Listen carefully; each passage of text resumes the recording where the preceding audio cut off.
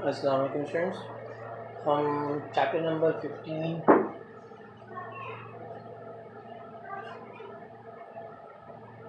Working capital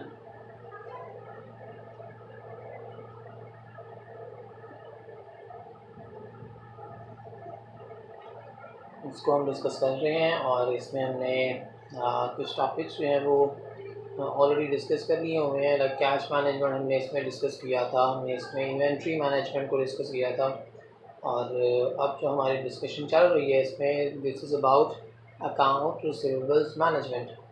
account receivable management में हमने problems जो की हैं उसमें प्रॉब्लम नंबर 8, 9, 10, 11 ये 4 प्रॉब्लम्स हमने इसमें की हैं। प्रॉब्लम नंबर 8, 9, 10 एंड 11 और इसमें जो पेज नंबर है this is nearly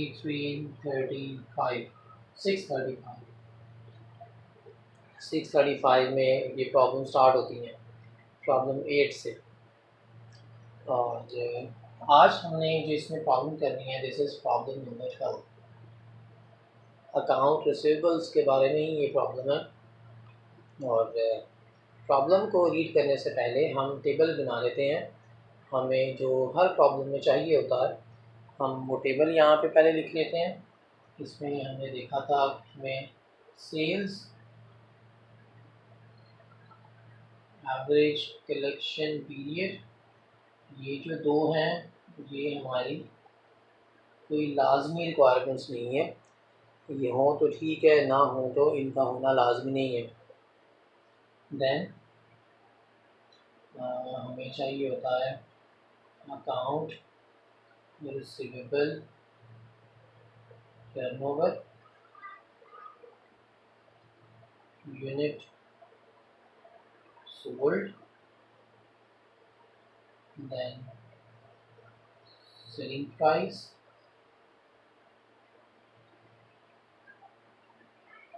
then variable cost.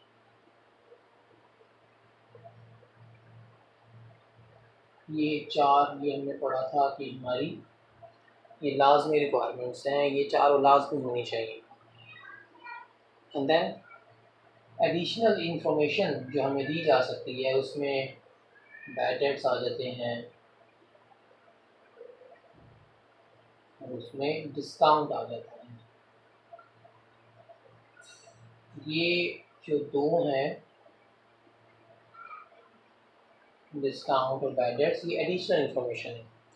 ये गिवन है तो हमने सॉल्व करनी है, गिवन नहीं है तो हमने सॉल्व नहीं करनी। ये 4 हमारी लाजमी रिक्वायरमेंट्स हैं, ये 4 हमने लाजमी फाइंड करने होते हैं। और जैसा कि हमने लास्ट क्लासेस में किया है हम 2 सिनेरियोस यहाँ पे बनाएंगे, प्रेजेंट का और फ्यूचर का। यहाँ हम प्रेजेंट का लिख देते हैं और यहाँ हम फ्यूचर के बारे में लिख देते हैं।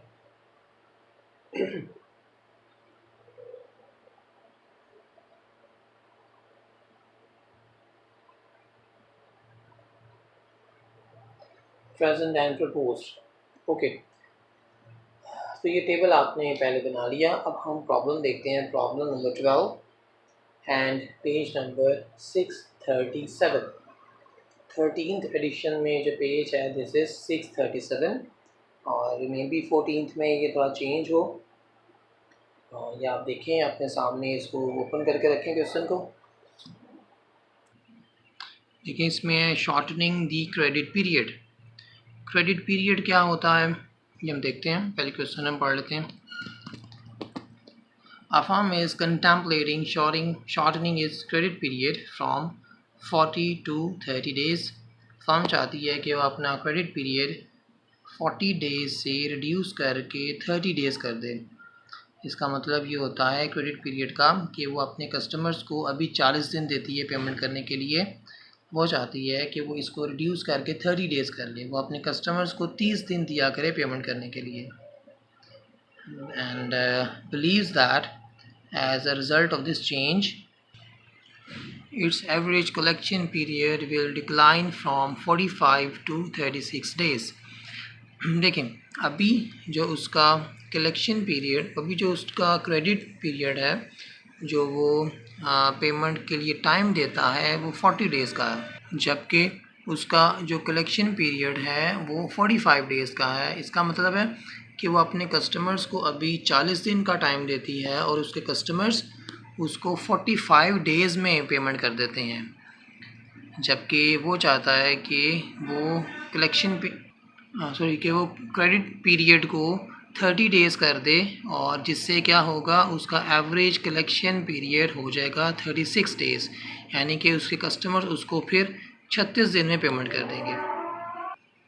And then bad debt expenditures are expected to decrease from 1.5% to 1% of sales. उसके जो बैड डेट्स हैं वो पहले प्रेजेंटली वो 1.5% होते हैं और वो रिड्यूस हो जाएंगे 1% पे। The firm is currently selling 12,000 units but believes that as a result of proposed change, sales will decrease to 10,000 units.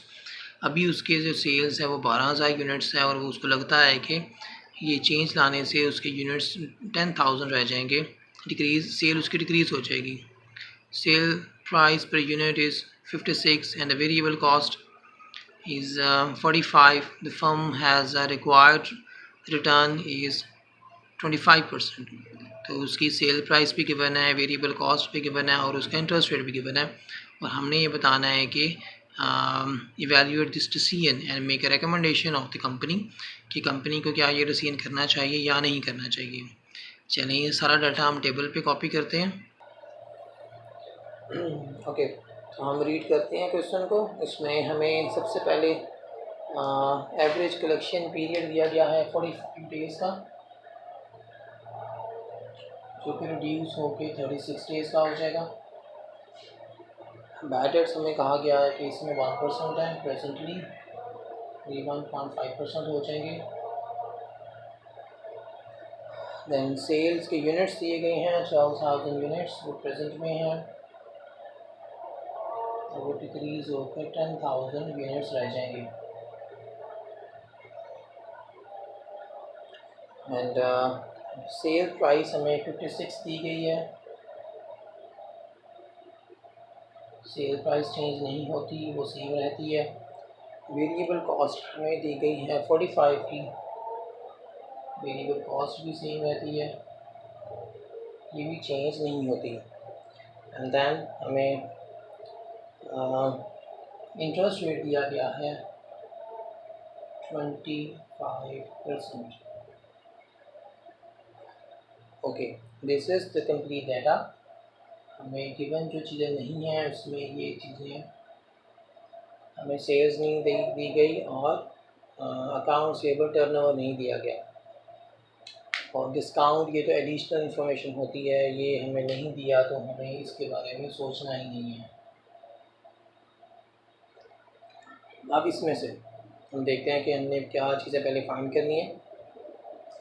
तो हमने पढ़ा हुआ है कि ये 4 आपकी लाजमी कंडीशंस होती हैं, ये चारों आपके पास लाजमी होनी चाहिए। तो इसमें से देखिए हमारे पास सिर्फ account receivable turnover missing, sales भी नहीं गिवन, लेकिन हमने उसका कुछ नहीं करना। तो अकाउंट रिसीवेबल टर्नओवर फाइंड करते हैं।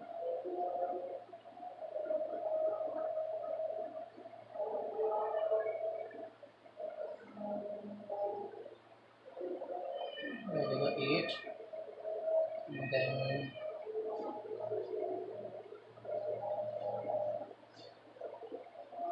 will become 10. So this is a complete data. Sales हमें नहीं गिवन, हमें नहीं चाहिए। एवरेज कलेक्शन पीरियड ये गिवन है हमें, और ये क्यों गिवन था, क्योंकि अकाउंट रिसीवेबल टर्नओवर नहीं दिया गया था। तो ये फाइंड करने के लिए बस हमें दिया गया था, हमने 360 पे इनको डिवाइड करके प्रेजेंट की और प्रपोज की अकाउंट रिसीवेबल टर्नओवर निकाल लिया। अब हमें इसकी भी ज़रूरत नहीं है। तो ये पहली दो जो रिक्वायरमेंट्स हैं ये हमें बस मिसिंग डाटा फाइंड करने के लिए दिया जाता है। देन हमें अकाउंट रिसीवेबल टर्नओवर ये हमने फाइंड कर लिया। यूनिट सोल्ड देखिए डिक्रीज़ हो रहे हैं, सेलिंग प्राइस सेम है, वेरिएबल कॉस्ट सेम है। बैड डेट्स देखिए वो इंक्रीज़ हो रहे हैं, एंड बल्कि ये हमने उलट लिख दिया है, बैड डेट्स प्रेजेंटली 1.5% है और ये फ्यूचर में हो जाएंगे 1%। और डिस्काउंट वो गिवन नहीं है।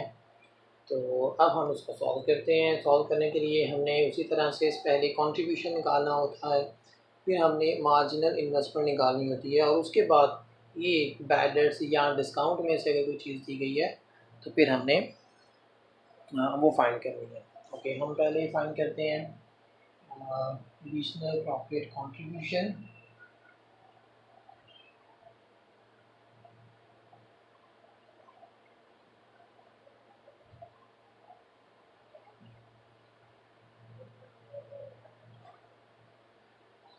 और इसका फॉर्मूला आप सबको पता होना चाहिए।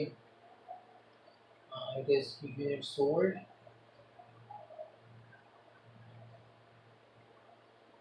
into selling price minus variable cost। बी फार्मूला हम प्रेजेंट में अप्लाई करेंगे। यूनिट सोल्ड प्रेजेंट में 12,000 है, selling price 56, variable cost is 45। इसको जब हम सॉल्व करेंगे तो I think it will become 132,000। इसको ज़रा इंश्योर कर लेते हैं, 132,000।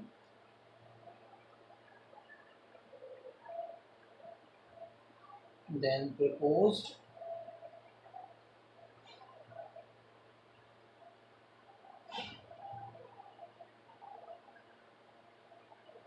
$10,000,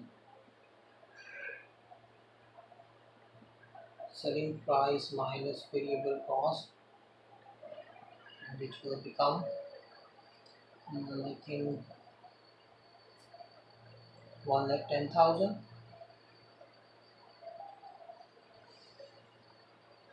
और इसको जब हम माइनस करेंगे तो ये आ जाएगा 22,000। देखें, अभी हमारा कंट्रीब्यूशन 132,000 है, जो कि डिक्रीज होके हो जाएगा 110,000। तो देखें ये नेगेटिव में अमाउंट आ रही है, ये हमारा प्रॉफिट कम हो रहा है, ये हमारा कंट्रीब्यूशन कम हो रहा है इतनी अमाउंट से। So that's why this is loss. इसको आप लॉस इन कंट्रीब्यूशन कह रहे हैं, सिंपल लॉस कह रहे हैं, या नेगेटिव कंट्रीब्यूशन कह रहे हैं।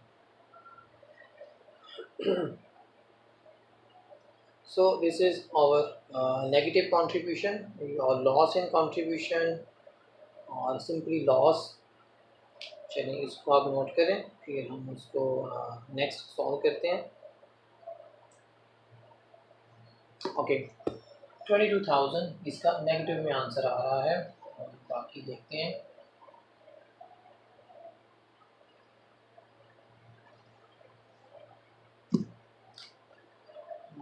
सेकंड हमने फाइंड करना होता है marginal investment in account receivables. और इसका फॉर्मूला ये भी आपको याद होना चाहिए, units sold into variable cost of account receivable turnover। और जो है यही फॉर्मूला हम अप्लाई करेंगे प्रेजेंट में। यूनिट सोल्ड प्रेजेंट में यूनिट सोल्ड 12,000 है, variable cost is 45, accounts turnover present में हमारे पास 8 है। इसको जब हम सॉल्व करेंगे तो ये आ जाएगा, सॉल्व करते हैं।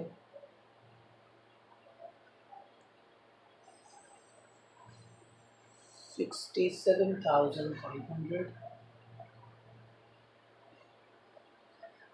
ये प्रेजेंट का कंट्रीब्यूशन सॉरी इन्वेस्टमेंट आ जाती है। प्रपोज में देखें,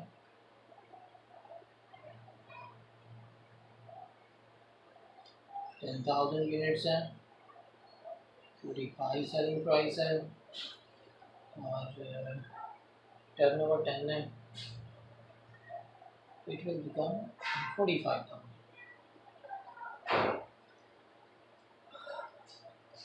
इस वक्त हमें इतना लोन लेना पड़ता है, लेकिन फ्यूचर में हमारा लोन कम हो जाएगा। कितनी अमाउंट से कम हो जाएगा?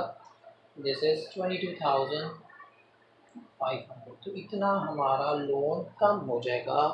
प्रेजेंटली हम 67,500 लोन लेते हैं और फ्यूचर में हम सिर्फ 45,000 लेंगे। तो ये जितना भी कम हो गया अमाउंट, ये हमें उधार अब नहीं लेना पड़ेगा। This is decrease in investment. अच्छा देखें, ये जो अमाउंट है ये अब हमें उधार नहीं लेनी पड़ेगी, तो डेफिनेटली इस पर जो इंटरेस्ट है हमें वो भी नहीं देना पड़ेगा। 25% इंटरेस्ट है। तो कितना इंटरेस्ट हमारा सेव हो रहा है ये हम देखते हैं। 5625, दिस इज़ सेविंग। ये इतना हमारा इंटरेस्ट क्या हो रहा है, वो सेव हो रहा है। तो ये एक तरह से हमारे लिए इनकम है। तो दो चीज़ें हमने देखी। फर्स्ट वाज कंट्रीब्यूशन हमारा माइनस में आ रहा था 22,000, और ये हमारा पॉजिटिव में आ रहा है, ये हमारे लिए सेविंग है।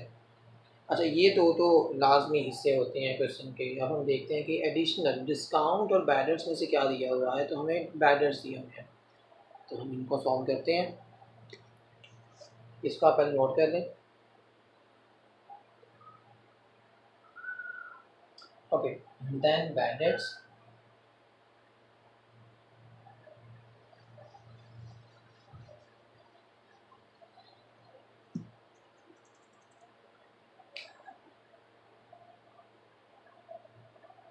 मार्जिनल बैडर्स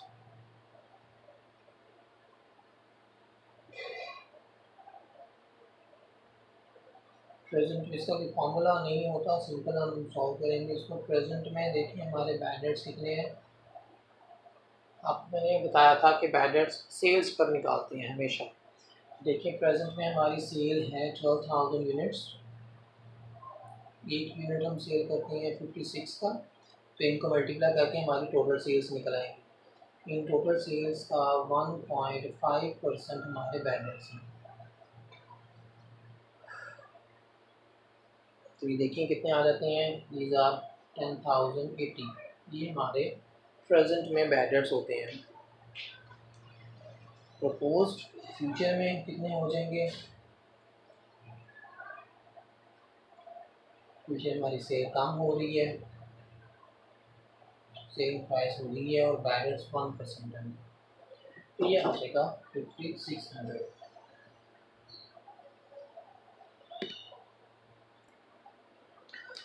ओके, तो देखें यहाँ से क्लियर है कि हमारे बैडर्स भी कम हो रहे हैं। ये हमारे 10,000 के बैडर्स होते हैं। फ्यूचर में हमारे बैडर्स कितने रह जाएंगे? वो 5600 के रह जाएंगे। तो इस तरह से हमारे जो बैडर्स हैं वो इतनी अमाउंट से कम हो रहे हैं। तो this is decrease in badass. ये भी हमारे लिए एक तरह से सेविंग है। तो ये तीन आंसर्स हमारे पास आ गए हैं। अब हमने इनकी बेस पर डिसीजन करना है। पहले आप इसको नोट कर लें।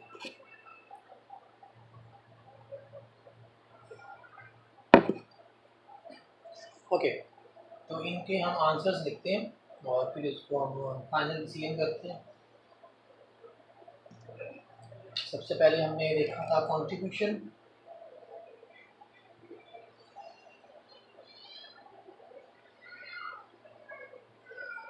एडिशनल प्रॉफिट कंट्रीब्यूशन, इसका आंसर माइनस में आया था, -22,000। ये हमारे लिए एक तरह से लॉस है। देन मार्जिनल इन्वेस्टमेंट में हमारी आई थी saving on investment in account सेबल। ये हमारी सेविंग थी, हमारा इतना इंटरेस्ट सेव हो रहा था, हमें इतना इंटरेस्ट नहीं पे करना पड़ रहा था। तो ये इंटरेस्ट हमारे लिए एक तरह से इनकम है। इसकी अमाउंट थी 5625। लास्ट में डिक्रीज इन बैड डेट्स, हमारा बैड डेट्स कितने डिक्रीज हो रहे हैं, 4480। तो ये भी हमारे लिए इनकम है। एक्सपेंस में कमी होना, लॉस में कमी होना हमारे लिए इनकम होती है। चलें, अब ये दोनों इनकम्स हैं, ये हमारे लिए लॉस है, तो इनको माइनस करके देखते हैं। तो हमारे पास आंसर देखिए क्या आता है। Answer is -11,890। माइनस में आंसर आ रहा है, that's why this is loss. ये हमारे लिए लॉस है। तो दैट्स व्हाई हम जो चेंज लेकर आ रहे हैं उसको क्या करेंगे, उसको हम रिजेक्ट कर देंगे।